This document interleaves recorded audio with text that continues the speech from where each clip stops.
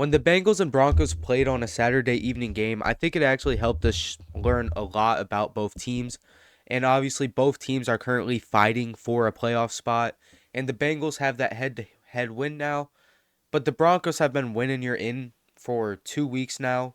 We're going on to three here coming up tomorrow. The Bengals have just won another game, but here's what I believe that the Broncos Bengals game specifically actually helped us learn about the Bengals. Now, one thing I want to point out here, a little bit separate from the rest of the video before we truly get into it, not going for two after that miraculous Marvin Marvin Mims touchdown wasn't as bad of a decision as everyone makes it out to be. The Broncos offense got it twice in overtime and had the chance to tie. Not to tie, but to win. All they needed on one drive felt like a first down and they could kill clock. But the play calling wasn't great on those two drives either.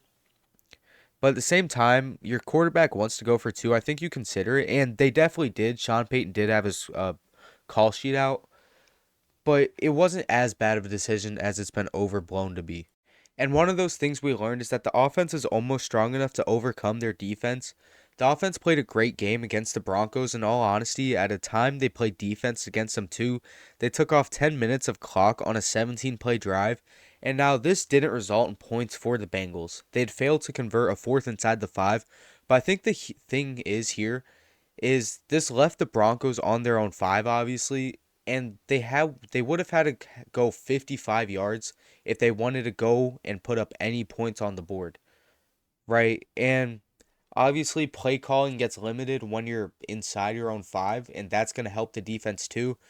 Now, when it comes to playing a great team, right, or actually an elite team, obviously, even as a Broncos fan, I can't sit here and say we're an elite team. I don't think that this offense is going to be able to overcome their bad defense so much. And I think that in that aspect, some people are forgetting the Bengals defense isn't that great. They had a slightly better showing against the Steelers this night, but I think that when it comes to these elite teams in the AFC, they'll be playing the Bills if they were to make the wild card. I don't think that defense can help them overcome the Bills, right? I don't think the offense can overcome the defense in a game against the Bills.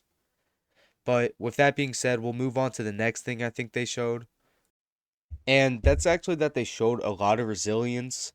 And I think that they really kept up a good fight against the Broncos, and it never seemed like they were giving up at all. And this was because they had a lead for a bit. But their defense could have given up and thrown in the towel after the punt in overtime, but they didn't, or even after that missed field goal on the next drive. But the defense did find a way to go out there and make sure the Broncos didn't get a first down on either drive, which was helped to two overthrows by Bo Nix. I believe on each of Denver's possessions in overtime, Bo Nix had an open receiver and he missed him. I believe on the first one, it was Troy Franklin. Then in the second one, it was Sutton down the left sideline. Now, those are two throws that I think he has to hit. They weren't crazy throws to be making, and he did kind of screw over the Broncos a bit there. I want to say screw over, but I do think that that was part of the reason that played into the Bengals winning was just the Broncos offense not being able to capitalize in overtime. But the Bengals still fought in this game and they never really backed down, right? Which is something I'd say the Broncos did too. The Broncos were never truly out of this game.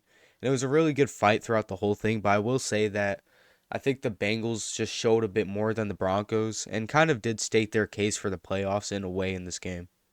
Another thing I'll actually praise the Bengals for is they played a smartly aggressive game and it really worked out in my opinion. They went for three fourth downs and although only converting one, another one they could pin the Broncos deep and that's the one I discussed. But with this aggressiveness, they still played smart and managed to have almost 42 minutes of possession in this game. And yes, that includes overtime, but Denver didn't even compare in possession time as they were still in the mid 20s. And although the Bengals never spread the game out too much, it felt like at times Denver actually had to chase the game, or they were going to have to if they couldn't find a way to answer the Bengals score. Now I'm going to be moving on to the Broncos. My first thing would be that I think Sean Payton just has to be more aggressive. The screen passes aren't as bad as everyone says, and I know that's been echoed a bunch, but they're still kind of bad. It's felt a bit ridiculous how many screen passes are truly being called. With that being said, though, I'd make sure you know what's been working when it comes to the screen game.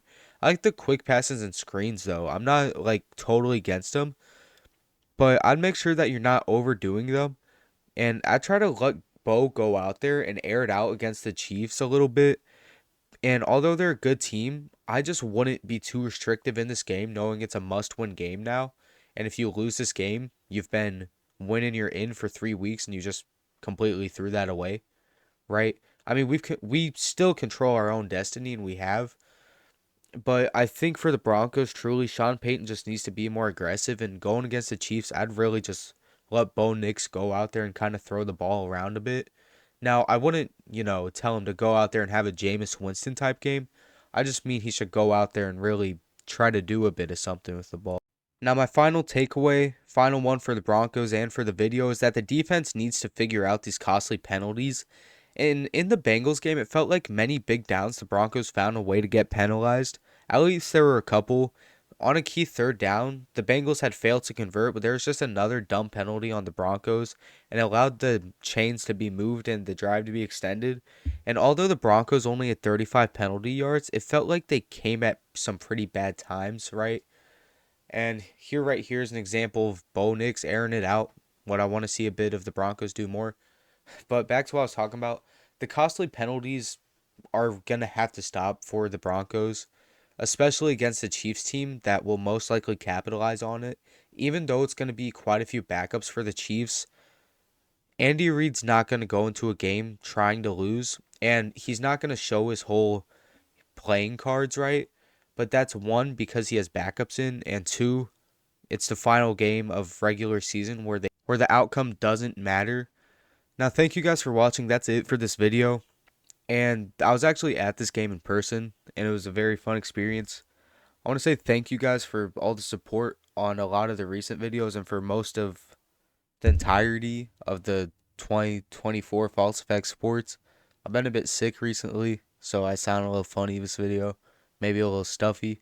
But thank you guys for coming and checking out. If you made it this far, I hope to see you guys again. And subscribe and like and even share your thoughts on this game.